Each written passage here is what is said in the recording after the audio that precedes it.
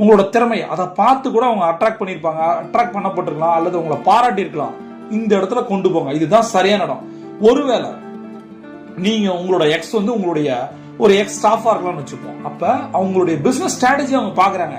Sir எவ்வளவு டெடிகேஷனா இருக்கீங்க, என்ன மாதிரி ஸ்ட்ராட்டஜி எடுக்கிறாரு, என்ன மாதிரி முக்கிய முடிவுகள் எடுக்கிறாரு, இன்டர்பர்சனல் ஸ்கில்ஸ் எப்படி இருக்கு, நெகோசியேஷன் ஸ்கில்ஸ் எப்படி இருக்கு, க்ளோசிங் ஸ்கில் எப்படி இருக்கு, அமேசிங், நீங்க ஒரு ஹீரோ அப்படியே அவங்க நினைக்கிறாங்க. அப்படின்னா இப்ப ஏன் நீங்க அந்த மாதிரியான உங்களுடைய திறமைகளை அதிகப்படுத்தக்கூடாது?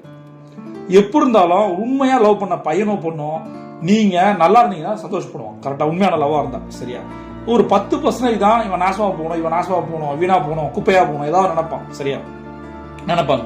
இப்ப அவங்க எதை நினைச்சு உங்களை ஹீரோவா நினைச்சாங்களோ, சரியா, அந்த கேரக்டரை நீங்க வந்து பெருசாக்கலாம்ல. உங்க பிசினஸ்ல பெரிய பெரிய ஆளாகலாம். அவங்க என்ன டேலண்ட் உங்களுக்கு இருக்குன்னு சொன்னாங்களோ, இல்ல அவங்களோட கனவு என்னது, உங்களோட